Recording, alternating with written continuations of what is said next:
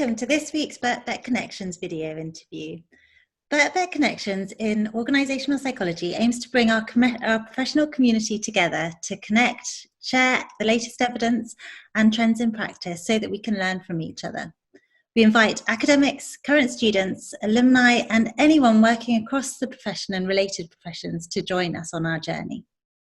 When possible, we're going to be hosting quarterly sessions and hold networking and discussion series. But in the meantime, we've curated this short video series to share some of the exciting and particularly pertinent research that's going on in our department. So today, I'm absolutely delighted to be joined by Dr. Rebecca Whiting, who's going to be talking about some of her emerging work in the area of Digi-housekeeping. Rebecca is a senior lecturer at the Department of Organisational Psychology and is director of our PhD programme. And following a career as a solicitor, as a first career, she has been on a journey that has really helped us to understand what's going on when people are constructing their work identities and exploring the way in which contemporary work is organised. And Rebecca has a really deep qualitative lens through which she applies her research. And so I'm thoroughly looking forward to learning more about your work today and discussing the impact of digital technologies on our work and our home lives. So with the rapid transition of remote working that we've seen across the globe in the recent months, it really brings into sharp focus some of the work that you had started looking at the digital Brainswitch project. And so thinking about that, could you tell us a little bit about that project and how it came about? Ahead of your time, in fact. Thank you very much, Jo. Yes, the digital Brainswitch project obviously predates the current pandemic and the sort of work from home that we've been forced into by several years. It was a project funded by the EPSRC, and it was to look sort of cross-disciplinary project involving social scientists and computer scientists. And the idea, the overall sort of project question was looking at how digital technologies affect how we transition or switch between different parts of our lives, different roles. We didn't want to be too prescriptive in terms of saying it's about work-life transitions, because actually there's some issues around how you draw boundaries around what is work and what is life. So the part of the project that I was involved in was conducting a video diary study, and we gave camcorders to 3 different groups of participants and asked them to keep a video diary for about a week, recording these transition moments. And we were very open in terms of how we asked people to record their data. We said, there's no one right way of approaching it, but we'd like you to capture moments when you switch between different roles or different aspects of your lives. And it's up to you what constitutes a switch. And it could be moments where you choose to switch, or a switch is imposed on you. So, for example, you might be working away and then your mobile phone rings and it's a friend, and you find yourself switching from work mode to sort of, talking with friends mode. And then we did follow-up interviews where we went back over some of the video data with the participants, but also asked them wider questions around their sort of careers and how they sort of developed technology as part of their lives across work and other aspects. So that's what the project was all about originally. And as I said, that started a few years back, but it gave us a very rich seam of data to investigate. Absolutely, and that idea of switching from one mode to the other, I think, would resonate with us all, especially as we've all been working in very challenging circumstances, perhaps more Absolutely. aware more than ever how often we do make that switch. And so one of the really fascinating things that came out of your research was this emerging construct, really, of Digi-housekeeping. And so I'd love to know more about what is it? Seems like something we should all be doing, or maybe do without really realising we're doing it. It was one of those things that was, as you said, very emergent. We didn't go into the project looking for this phenomena, but one of the things about looking at video data And it's a real challenge when you're analysing this kind of data, is you have, unlike an interview where you've been there and you've asked the questions, you have no idea what the videos are going to hold in terms of what people have recorded. And I was struck, as the person who on the team who was looking at the video data, by quite extended moments in the participants' lives where they were sort of grappling with the things they needed to do to support the different digital technologies that they used, not just around work, but around sort of their personal lives, although a lot of it was in support of how they worked. So somebody who took a laptop home and then back into the office and then home again had quite a complex sort of routine of setting it all up, attaching dongles so that he had mobile Wi-Fi, and cables were connected to other cables, and he filmed this without commentary. And I remember thinking, gosh, that's quite a big chunk of time every time you switch location. But there were other things as well. People obsessed about being able to, you know, charge their phones and have, you know, backups so that, you know, they were always able to access key documents, which meant copying them onto cloud devices or onto USB drives and things like that. So there was a lot of activity, which individually people didn't really comment about, but seen as a whole, we had 45 participants in total, three different groups, added up to quite a lot of activity. And we used the metaphor of housework or housekeeping to describe the kind of tasks that we were seeing. And after some sort of distillation, we settled on 5 different tasks, as it were. The kind of clearing task. So we had a lovely video of one of our participants sort of logging into his email first thing in the morning and going, look what I've got to do. It's mostly rubbish, but you still got to clear the rubbish. And he was talking about, you know, junk emails that had kind of just landed in his inbox overnight. And what was interesting was that he felt that before he could start tackling the substantive emails, the sort of work-related emails, he needed to clear out the rubbish. A bit like we might say, you know, I'm going to go and put the rubbish out at home, you know, empty the bins or something, and sweep the kitchen floor before we settle down and start work in the morning. So these clearing tasks was one very clear and obvious category. More subtle was the kind of sorting task that people did, and that was around having things like folders on their PC or in their inboxes that tidied things away into meaningful places. So a bit like at home, we might have a cupboard that has all the tea and coffee and sugar and things like that we need, you know, if we want to make a hot drink.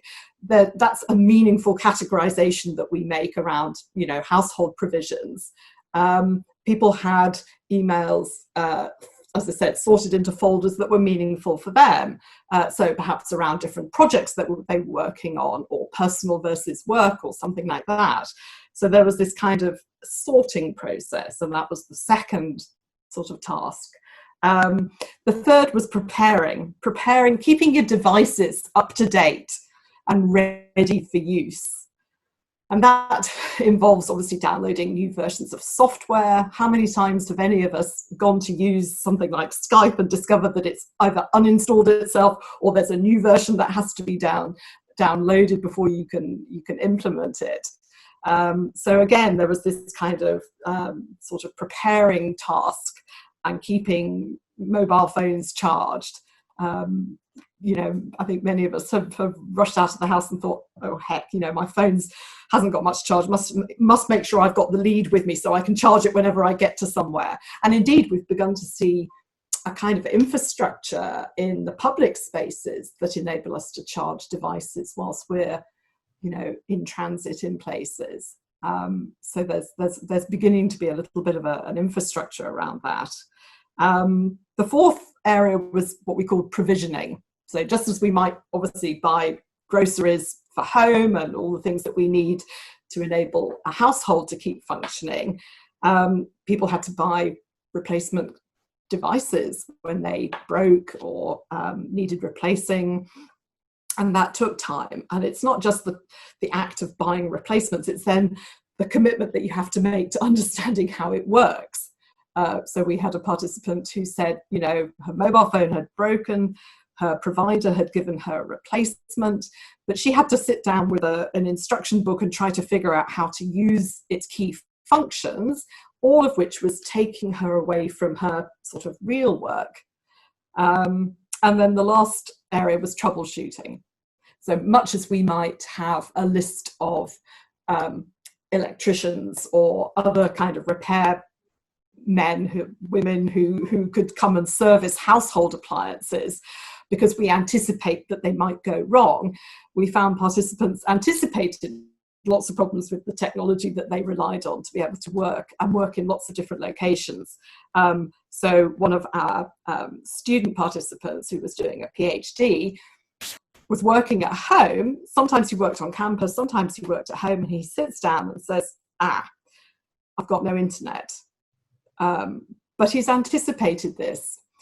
Because he and his girlfriend have so many devices attached to the router, he's actually taken a photograph of the router password so he can keep it on his mobile phone and re-enter the password quickly without having to go elsewhere to look it up, so that he didn't lose connectivity, and he had a quick fix if the connection was lost. So he'd anticipated a problem and devised a solution that kind of minimized the amount of time that he might be without the connectivity. So all of these tasks, we realized, were being positioned by participants as not quite real work, but they were all tasks that they felt they had to do in order to be able to do real work. Hence the parallel with domestic housework, whereas that focuses on the smooth running of the household, which enables the members of the household to go out and be in the world doing whatever roles that they occupy. These were the things that people needed to be able to work flexibly. And being able to work flexibly has become a kind of almost an ideal sort of work identity in the 21st century, and of course magnified many times over during the pandemic, where we've all had to work in different locations to our normal offices, and so although we don't have data from the current period, I would speculate that the Digi-housekeeping that's been going on over the last sort of 3 months has, if anything, been more intensified. Absolutely, and it just sounds fascinating because all of those themes really resonate in terms of what I know I do to enable myself to work flexibly, and that certainly in terms of going through the pandemic and thinking about whole households suddenly working remotely or schooling remotely, it's really amplified, I think, all of those different features and the demand of Digi-housekeeping within one household. So really helpful to think about it in terms of those core tasks, because as you rightly say, you don't think of them as a thing that you actively do. They're just something that need to be done to get onto the tasks that you need to. Exactly, yes. Our participants certainly didn't position them as kind of leisure or in any way a sort of pleasurable thing to do, but neither did they specifically identify them as kind of real work.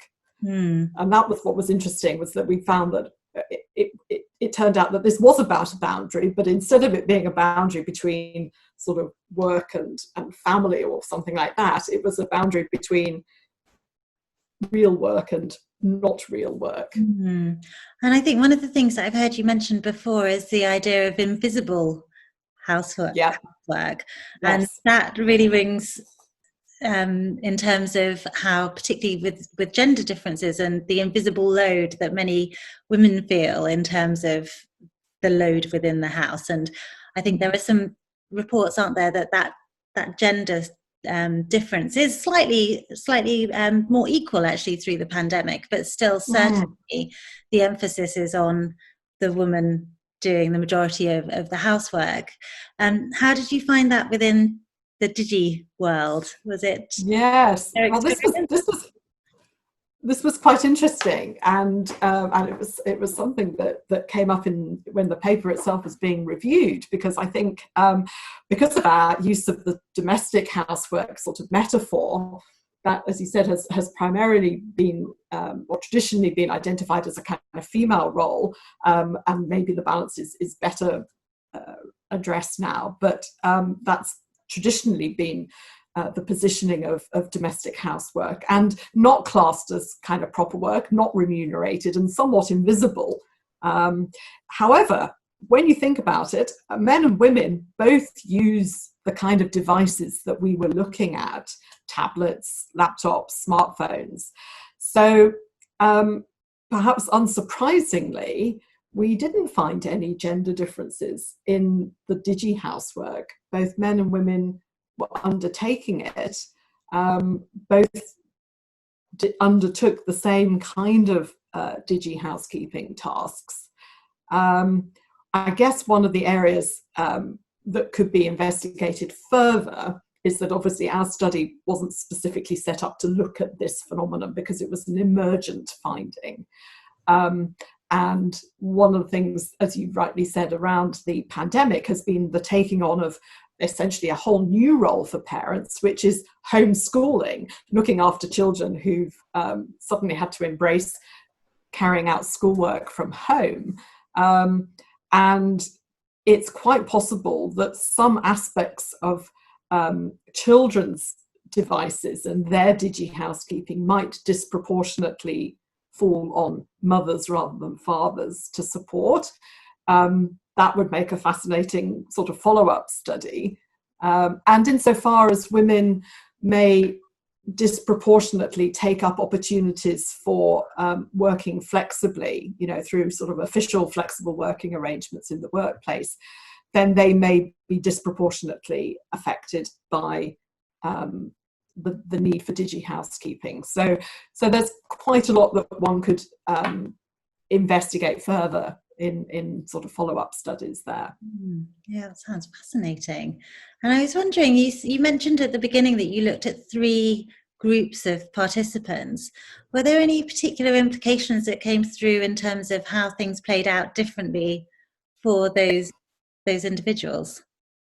So the 3 groups we looked at were social entrepreneurs, and they were mostly self-employed, and they mostly worked from home.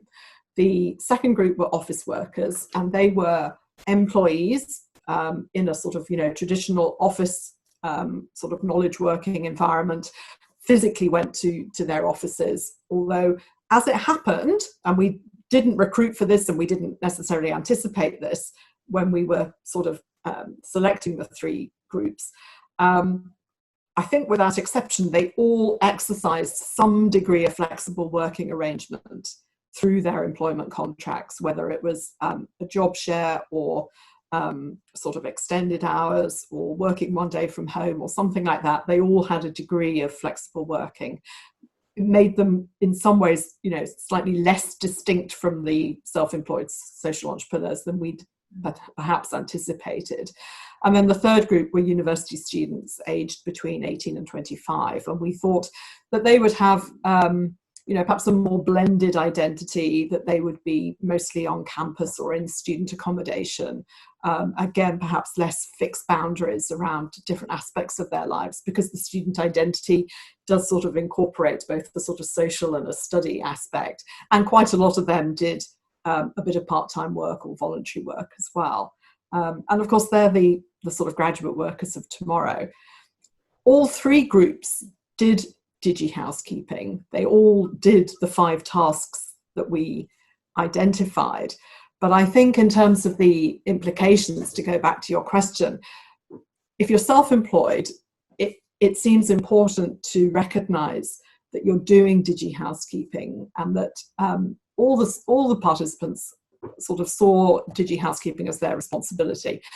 But if you're self-employed, then it has to be recognized as something that you do that's kind of part of your overhead, because you can't sort of directly charge clients for it. So we said, you know, it's important for people who are self-employed to understand that they have this requirement. If they need to work flexibly and be available, as our social entrepreneurs were, you know, sort of maybe not 24/7, but have quite permeable boundaries in terms of being contactable by clients and potential clients, then you're going to have to put the work in to make sure that you've always got that capacity to be contacted, that connectivity, which means doing these tasks. So you need to build that into your overhead. In terms of the office workers, if it's not recognized that these are things that you have to do to support how you're contracted to work, then it can lead to feelings of work intensification, because you're still doing these tasks, but if it's not being recognized as part of your role, then that's problematic. So our paper is really about saying, hey, these tasks exist, we need to talk about it, because at the moment I very much doubt if they're incorporated in organizational policies. And the students, of course, are being sort of socialized into the sort of advantages of working flexibly, but also the implications of what that means. So one of our students was doing a degree in entrepreneurship, and she had set up a clothing customization business, and we have a little bit of video data where she's saying, well, I'm going to have a Skype meeting with some potential customers or clients or whatever, but you know, Skype is telling me I need to download it, and I'm just going to let everybody know I'm going to be a bit late.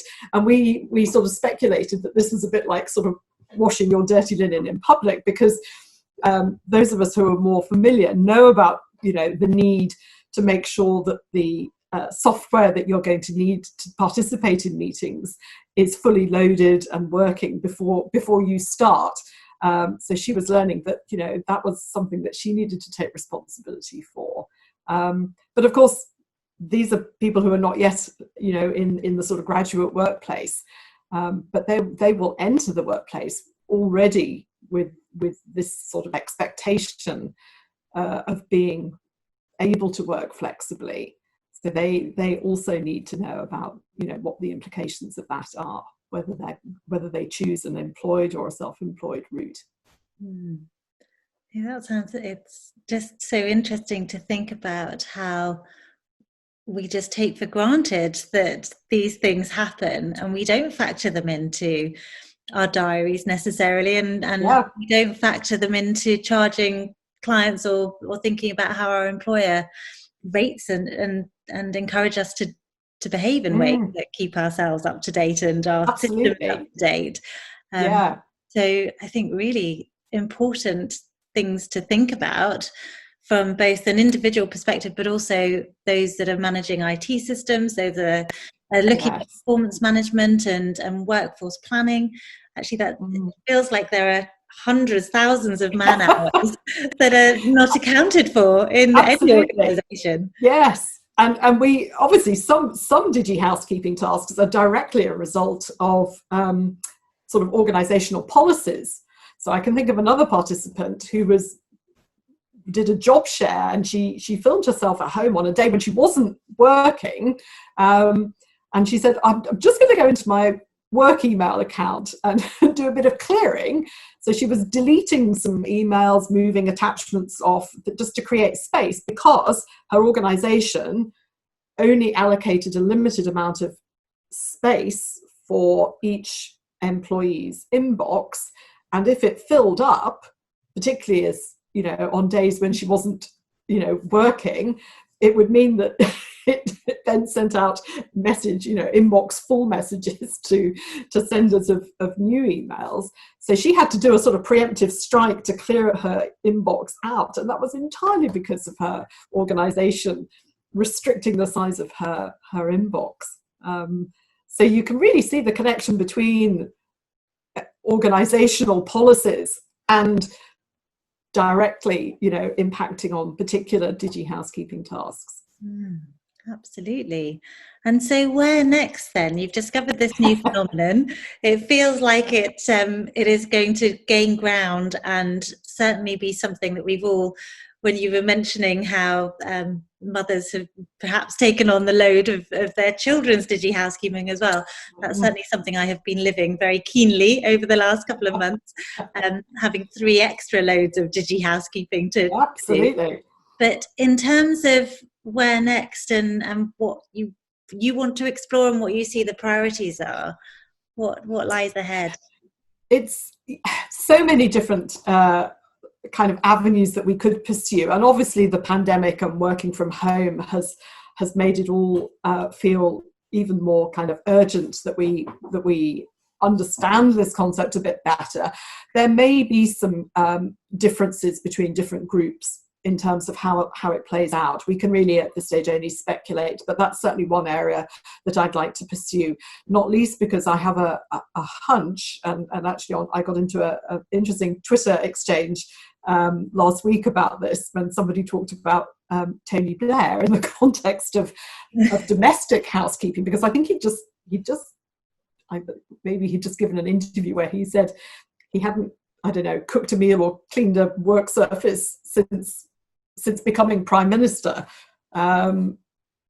which seems, almost inconceivable. But anyway, but he also had said in an earlier interview that he didn't really know how to use a mobile phone either.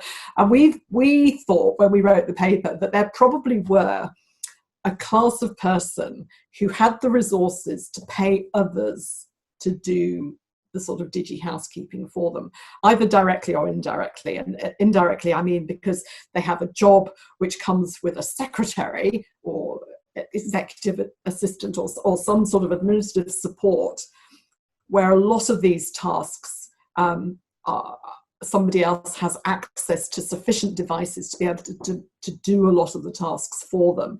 And in other words, the organization actually allocates resource to support that person's digi-housekeeping. I mean, if you think back sort of 25 years, a lot of knowledge workers would have had secretaries who would have been responsible for filing the sort of hard copy papers that made up a sort of a normal office environment.